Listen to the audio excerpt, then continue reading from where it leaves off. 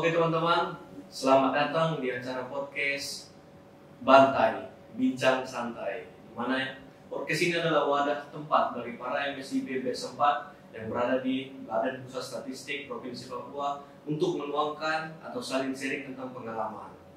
Jadi di video kali ini kita akan berbicara langsung dengan dua tribe kita untuk kegiatan kali ini. Yang dimana kalian bisa lihat langsung di sebelah kanan saya. Baik, sebelum lanjutnya saya akan memperkenalkan diri saya terlebih dahulu. Perkenalkan, saya Andreas Hanggang. Saya berasal dari Universitas Prima Indonesia yang tepatnya berada di Sumatera Utara, Kota Medan. Mungkin kita akan kenal langsung ke abang kita yang pertama. Kalian bisa lihat abang tampan yang sebelah kanan kita. Mungkin abang bisa memperkenalkan diri juga ke teman-teman supaya kenal. Halo, saya Khalil Hedrenulim dari Universitas Cendrawasih. Saya mengambil bidang studi statistik. Baik, kakak dan cantik juga bisa memperkenalkan diri teman-teman kita. Oke teman-teman, aku Cindika Desi Anindiyas. Aku dari Universitas Indonesia, jurusan Sosiologi. Aku dari Jakarta Utara. Jadi kalian sudah dengar loh, kita punya teman-teman yang saya dari ujung barat, ada dari ujung timur, dan ada di tengah-tengah kita. Jadi mungkin untuk video kali ini kita akan membahas tentang landasan kegiatan kita di MSIB ini. Di BPS. Di BPS itu pastinya. Mulai sudah berjalan beberapa bulan kan. Ya sudah beberapa bulan ya kan. Pastinya sudah ada pengalaman. Jadi mungkin saya akan melampirkan kepada para tribe beberapa pertanyaan. Dimana saat ini ya saya jadi MC dulu ya. Saya mau bertanya, mengapa memilih magang di BPS Provinsi Papua? Mungkin dari abang dulu ya selaku orang tepat yang berada di sini. Ya, untuk saya sendiri alasan saya mengapa mengambil MSIB di Badan Pusat Statistik Provinsi Papua adalah karena jurusan yang saya ambil sendiri memiliki relasi yang tinggi ya dengan BPS itu saya mengambil statistika. Jadi saya berharap dengan magang di Badan Pusat Statistik dapat membantu saya dapat mengimplementasikan pengetahuan yang telah saya dapat selama di bangku kuliah. Oh, berarti magang di BPS Provinsi Papua ini satu jalur dengan bersama. Iya, benar. Jadi dengan kakak Cendika. Kalau kakak kan dia statistik, terus dari magang di BPS yang tentunya statistik. Iya, satu jalur. Nah karena BPS Provinsi Papua ini di UMP itu dia nggak buka untuk lintas jurusan ya, nggak cuma statistik, malah cenderung ke semua jurusan. Jadi di situ aku udah mulai ngincer BPS Provinsi Papua pertama. Terus sampai di sosiologi ini aku belajar soal kualitatif dan kuantitatif teman-teman penelitian gitu. Jadi tapi untuk aku pribadi aku lebih cenderung suka belajar tentang kualitatif, tentang angka gitu, penelitian kualitatif yang berbau dengan analisis dan angka. Nah, makanya BPS Provinsi Papua ini jadi salah satu mitra yang aku targetin nih, karena di job desk yang dia jelasin di web itu dia ngejelasin kalau nanti kita tugasnya itu untuk menganalisis data-data statistik yang ada di Papua untuk pembangunan Papua itu sendiri. Nah itu menurut aku jadi satu hal yang menarik buat aku. Terus juga kebetulan relate sama salah satu mata kuliah aku. Aku ada pernah belajar ada namanya mata kuliah analisis data sekunder. Ini kerjaannya kayak gini kayak aku di BPS, analisis data-data dari BPS. Terus bentuknya analisis deskriptif aja sih, cuma aku rasa ini berguna banget aku pakai untuk di BPS. Dan bener aja selama hampir 2 bulan offline di sini ya kerjaan aku kayak gitu kayak tugas kuliah kayak gitu kalau gitu. Jadi kalau boleh tahu, selain itu ada nggak niat lain? Apalagi kan dari Pulau Jakarta, dari jauh ke sini tuh jauh kan. Dia nggak seperti mikir kalau untuk mengeksplor wilayah timur, ada nggak yang itu terselubung waktu awal-awal mendaftar di BPS Provinsi Papua? Mungkin kalau aku pas lagi masa-masa daftar tuh ngelihat Instagram MSIB, Bank Merdeka, account-nya. Terus ada orang yang batch 3 di BPS ini ada yang ngasih review magang di BPS Provinsi Papua. Aku lupa siapa nama kakaknya. Terus aku jadi tertarik gitu, ada ya BPS Provinsi Papua ngebuka gitu. Terus untuk Papua sendiri menjadi daya tarik juga buat aku, karena aku dari dulu memang suka jalan-jalan. Aku anak yang suka explore daerah lain dari dulu. Ya, suka traveling gitu, naik gunung, camping dan lain-lain. Tapi sejauh ini baru di Pulau Jawa, dan aku memberanikan diri untuk terbang ke Papua untuk sekalian magang, sekalian ekspor Papua tuh ada apa aja sih gitu. Sekali keluar dari pulau langsung yang Iya, langsung jauh di Papua. Tapi saya pun juga pertama kemarin waktu melihat peserta batch 3 tuh, saya lihat pengajar kakak ini sudah ada di situ. Siapa? Ya kan? Oh. Yang satu ini kakak ya. Oh, enggak. Iya, ternyata dia itu peserta MSIB yang batch 3 dan mengikuti batch 4 untuk kedua kalinya di kantor ini. Kalau boleh tahu alasan kakak memilih BPS Provinsi Papua untuk lokasi magang 2 kali itu apa sih? Sebenarnya sendiri saya juga dapat di tempat lain. Salah satu saya mengambil di BPS itu karena pengalaman yang untuk pertama kali itu saya rasa masih belum optimal. Saya belum mengoptimalkan kesempatan saya di distrik. Sebenarnya kegiatan-kegiatannya juga kalau dibandingkan yang sekarang sih berbeda jauh ya, kalau kita bisa lihat. Jadi ada peningkatan yang cukup signifikan dari program kerja hingga mentoring yang dilakukan oleh mentor. Jadi saya ingin menambah lagi lah pengalaman yang belum saya dapat, belum mengoptimalkan juga. Jadi betul-betul mengoptimalkan pengalaman saya di MSc ini. Berarti lebih tepatnya ibarat untuk di batch ketiga kemarin itu kurang mendalami karena ada suatu hal pastinya. Berarti dengan mengikuti kegiatan itu kedua kali untuk memperdalam sekaligus sudah berkaitan sih dengan kerja kamu kan. Iya. Jadi kan dengar-dengar ini, dan bukan dengar-dengar sih kita sudah tahu bahwa di BPS itu ternyata terdapat beberapa bidang bagian. Bisa nggak coba para kita menjelaskan dari mana kalian itu berasal dari bidang mana dan di dalam itu apa sih pekerjaan yang dilakukan? Mana tahu info ini berfungsi untuk teman-teman kita yang akan mengikuti magang batch 5 mungkin di kantor ini untuk penerus kita. Mungkin bisa dijelaskan sedikit. Untuk saya juga sendiri sedikit ya untuk beberapa bidang yang ada di BPS itu sendiri ada beberapa bidang seperti bidang saya sendiri yaitu pusat statistik pelayanan statistik terpadu. Terus juga ada bidang distribusi itu mengolah mengenai data inflasi, data mengenai harga ada di Provinsi Papua. Terus juga ada data tentang neraca itu biasanya mengenai perkembangan ekonomi yang ada di Indonesia.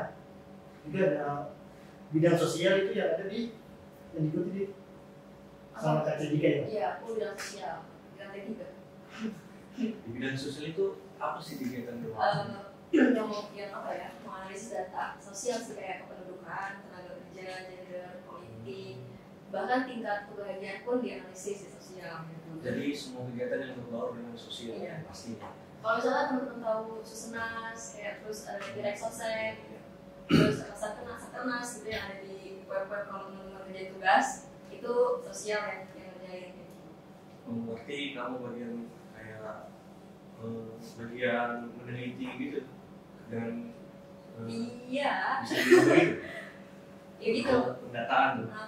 Sementara kakak kalian tadi untuk pelayanan lebih pastinya melayani memberi data kepada masyarakat yang membutuhkan data. Itu memberikan pelayanan kepada masyarakat, instansi-instansi juga yang melakukan penelitian atau membutuhkan data bisa datang ke BPS dan dilayani oleh kita di bidang PST atau terpadu.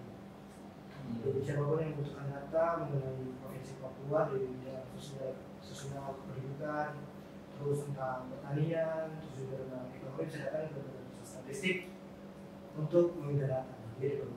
Berarti BPS ini sangat berguna untuk menghasilkan data-data pada masyarakat yang pastinya bisa membantu setiap instansi pekerjaan dan pastinya kan. Iya, benar sekali. Jadi kan kita ini sudah jalan 2 bulan. Bagaimana kalau kita ceritakan sedikit kepada teman-teman kita yang akan menonton bahwa seputar Provinsi Papua ini kita bisa cerita misalnya pengalaman kita selama ini sudah pergi kemana saja, biar nggak dengar kali, biar teman-teman yang nantinya mau ikut ke sini tidak berpikir hanya di kantor mendata, bahwa supaya mereka juga tahu bahwa kita di sini punya kegiatan yang menyenangkan. Itu ya kan Sendika mungkin, Sendika dulu yang dari luar kan, kalau kakak itu biasa di sini. Mau dia kurang kali, balik ke sana. Ya kerja hari ya mau dia kurang. Terus nggak kalau untuk ke alamnya gitu kalau kita ekspor sempat ke sana Kalibiru 2 yang mesin tani itu pas hari ketiga Lebaran. Terus kemarin ya tanggal merah hari buruh kita ke air terjun Harapan di Sentani juga. Baru itu aja sih kita pergi jauh bareng teman-teman. Tapi kurang lebih overall untuk sejauh ini bagus-bagus kok beda alamnya. Jadi harapannya pun ke depannya semoga kita bisa jalan-jalan lagi ya. Berarti dengan kegiatan di kantor sama kegiatan di luar itu saling berkesinambungan. Apalagi teman-teman yang di sini tuh asik-asik banget kan. Mereka mau mengisi waktunya untuk kita, mengajak kita banyak bantu kita juga di sini yang dari luar Jayapura. Kita banyak dibantu sama teman-teman yang di Jayapura. Gitu ya. Gitu. Iya. Jadi kalau kita kembali lagi untuk kayak selain itu kan, coba kita membahas sedikit lagi tentang kegiatan kita di kantor. Jadi MCB itu sebenarnya tujuannya apa sih? MCB Saya Ya mungkin salah satu dari kalian. MCB ini kan termasuk program unggulan Kemendikbud ya. Kalau teman-teman tahun Kampus Merdeka itu kurikulum baru kan dari 2020 dan salah satu program unggulannya MCB magang dan studi independen bersertifikat Kampus Merdeka. Jadi di sini di BPS ini kita salah satu mitra yang mendaftarkan diri ke program MCB tersebut untuk segala intensif BBH ya. BBH jadinya insentifnya itu ditanggung sama Kemendikbud. Jadi mitra yang memfasilitasi kita untuk ruangan, terus untuk mentor, pengalaman gitu. Mungkin ada teman dari kakak. mungkin penjelasan sedikit mengenai MCB ya, makanya itu merupakan program dari Kemendikbud sendiri yang sudah disebut KCIK. Itu dibuat itu untuk mahasiswa untuk menerapkan atau mengimplementasikan pengalaman apa yang mereka dapat semasa kuliah itu ke dunia kerja. Jadi diharapkan itu memiliki tujuan untuk mempersiapkan mahasiswa untuk menghadapi dunia kerja ke depan. Jadi seperti itu. Oh, jadi untuk teman-teman sudah bisa mengerti bahwa kegiatan MCB-nya adalah kegiatan yang lebih monoton untuk ke dunia kerja secara langsung, untuk mendapat pengalaman dan mengakses apa yang telah kita pelajari selama kuliah di dunia kerja. Jadi untuk teman-teman yang mungkin selain MCB ini kan ada juga PMN, tapi MCB ini adalah kegiatan yang tidak kalah unggul dengan PMN. Dan di mana di MCB ini insentif yang didapat lebih Ya, kita Katanya begitu. lebih ya Kak, ya. kita diberikan intensif pengalaman itu. Dan tapi juga teman-teman di MCB ini kita tidak disediakan tempat tinggal dan transportasi supaya teman-teman yang mau berminat untuk kedepannya bisa menyiapkan diri terlebih dahulu kan. Tapi teman-teman juga tidak usah ragu untuk mengambil dan mencoba seleksi magang di BPS Provinsi Papua. Selain itu mentor-mentor juga asik ya. Ya jadi di sini kita nggak kayak teman-teman bayangin kalau misalnya teman-teman bayangin magang itu disuruh pakai kopi, disuruh ngeprint, siapa sih berkas, nggak kayak gitu sama sekali. Jadi di sini kita punya tim punya mentor masing-masing yang guide kita terkait tugasnya, terkait job desk, terus menjelasin hari ini harus ngapain, terus tugas kan kita kebetulan juga punya proyek akhir masing-masing per tim, terus dibantu untuk mendapatkan datanya, terus kayak ibaratnya kayak belajar tapi sambil mengaplikasikan ke dunia kerja gitu. Jadi lebih berasa lah gimana nanti untuk persiapan teman-teman ke depan ke dunia kerja itu gambarannya kurang lebih ya seperti teman-teman bisa dapetin di MSIB gitu. Ya, benar, kita juga disediakan dibuat untuk tim khusus sendiri ya, kita ada pilihan kerja ya. Oh iya. Kerja pilihan yang memiliki tugas masing-masing. Yang salah satu yang saat ini kita lakukan adalah salah satu dari program kerja tim pilihan media sosial. Ya. Jadi mungkin teman-teman bisa lebih mendalami dulu bagaimana segala kegiatan yang kami laksanakan di sini. Jadi mana tahu ini adalah sebagai kita bilang persiapan awal untuk para teman-teman yang akan mengikuti batch ke-5 kan. Karena sudah ada info bahwa batch 5 mungkin sudah membuka kan. Sudah buka. Biar ada gambaran untuk kalian teman-teman semua yang mendaftar lagi untuk berikutnya. Oh iya, saya juga mau tanya sih untuk teman-teman mentor yang dari luar seperti kita ini. Kita mau sedikit sharing tentang bahwa lingkungan di sini tuh bagus. Masyarakatnya ramah yang kita pikir tidak bagus kan. Ternyata masyarakat itu bagi tempat bagaimana setiap pagi itu Sapi? Selamat pagi Dona. Kamu bisa dengar langsung kan? Sama stranger di jalanan juga selamat siang kakak gitu. Sebenarnya aku agak kaget sering disapa kayak gitu karena di rumah tuh jarang, terus di lingkungan kampus juga kan sering itu disapa sama stranger, tapi di sini sering dapetin sapaan yang bikin kita semangat gitu jadinya kan. Panggil nama gitu pagi. Saya sih awal-awal dari Medan itu kok saya berpikir kan, apalagi dari ujung Sumatera atau ujung Timur, saya sendiri masih ada rasa takut datang ke Papua ini. Dan ternyata setelah saya menjalani 2 bulan, saya malah pengen lebih lama lagi di sini. Jadi Stop ya. Jadi teman-teman, mungkin untuk video kali ini ya perkenalan dasar dari kita mengenai MSIB dan lingkungan sekitar Provinsi Papua pastinya ya kan, adalah sebuah hal yang harus teman-teman perhatikan. Jadi untuk kedepannya kita akan melakukan terus podcast season 2, ketiga, dan seterusnya. Jadi untuk teman-teman semua silakan memantau di channel YouTube ini. Mungkin dari kami itu aja. Biarkan kami memberi perkenalan diri untuk membentuk tahu teman-teman sekalian berupa apa? Menurut teman-teman sekalian itu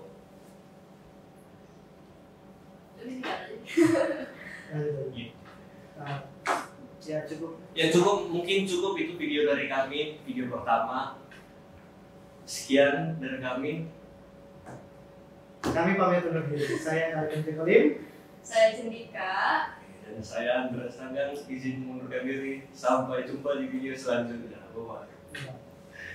Banyak pertanyaan.